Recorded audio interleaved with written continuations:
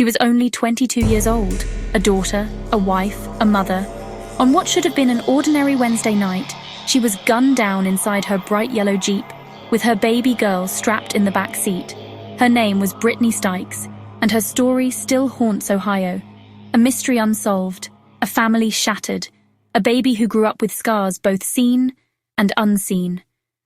Tonight, we revisit the haunting case of Brittney Stykes, a story of love, tragedy, and the search for justice. Brittney Elaine Stykes was born on September 3, 1990. From the beginning, she was the kind of child who drew people in, a smile always on her face, a laugh that made others laugh along. She was the second youngest of 5 children, and her parents, David and Mary Stykes, raised her in the rolling countryside of Brown County, Ohio. Life in Ripley was simple, but not easy.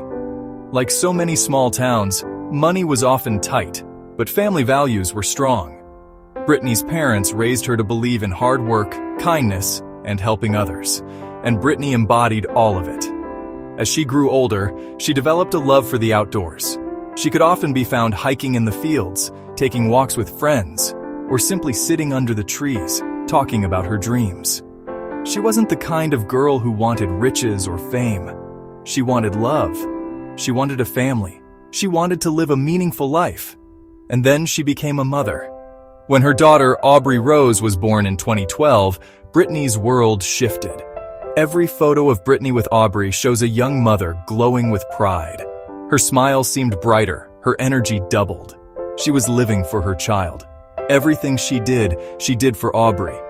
Her marriage to Shane Stykes was not without its challenges. They were young, still figuring life out, and like so many young couples, they faced ups and downs. But for Brittney, one thing was always constant: her devotion to her daughter. No matter what, she made sure Aubree had stability, love, and care. August 28, 2013, began like any other day. Brittney woke up early, fed Aubree, and went about her morning routine. Later, she stopped by her parents' house. It wasn't unusual.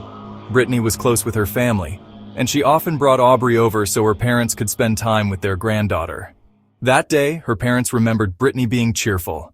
She was chatting with her mother in the kitchen, holding Aubree on her hip and smiling like always. She didn't seem troubled. She didn't appear afraid.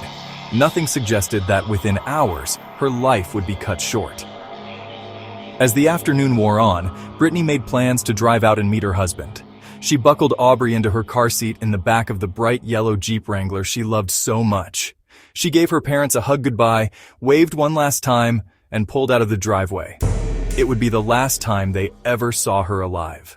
Sometime between 7:30 and 8 p.m., motorists driving along US Route 68 spotted Brittney's Jeep on the side of the road. At first, it looked like car trouble. The hood was up. The lights were still on, but inside, the scene was horrifying. Brittney was slumped in the driver's seat, blood soaking her shirt. She had been shot multiple times at close range, and in the back seat, her 1-year-old daughter, Aubree Rose, was crying. Covered in blood, her tiny body wounded. A bullet had grazed her head, leaving a deep cut and a fracture in her skull. Miraculously, Aubree was still alive. For first responders, it was a scene of heartbreak. A young mother murdered, her baby barely clinging to life. The bright yellow Jeep that once carried laughter and songs now sat as a monument to violence. Aubree Rose's survival was nothing short of a miracle. Doctors rushed her into emergency surgery. She would bear the scar for the rest of her life, but she lived. Her family says it was as if Brittney shielded her baby with her very life. As Aubree grew older, that scar became a permanent reminder of the night her mother was stolen from her. Family birthdays, milestones, holidays, all carried the weight of Brittney's absence. Aubree would grow up in her grandparents' home, surrounded by love, but missing the one person who should have been there most, her mom.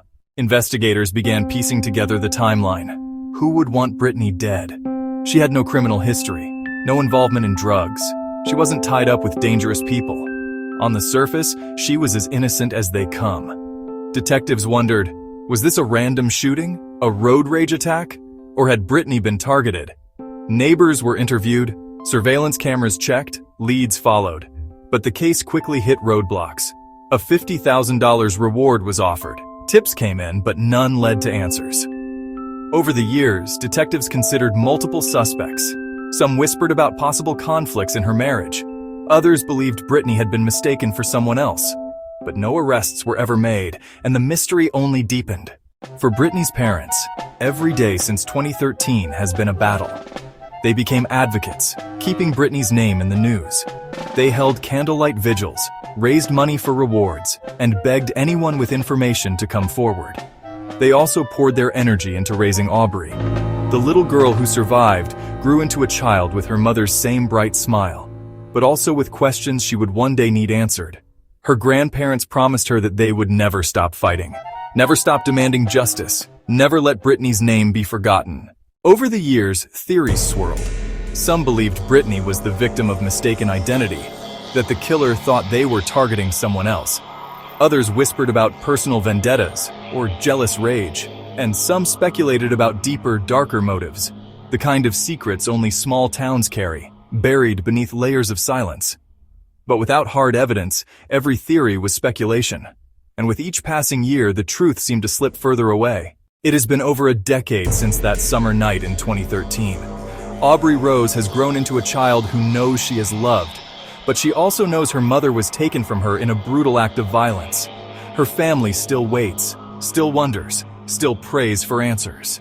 The case of Brittney Stykes remains unsolved, and until it is solved, her story will echo.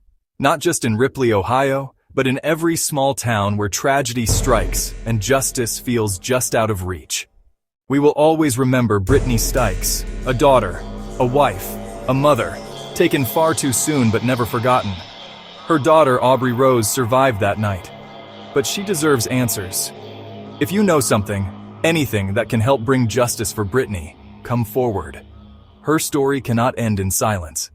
And if you believe stories like Brittney's matter, if you believe victims deserve a voice and families deserve justice, subscribe to this channel, click the like button, and hit the notification bell.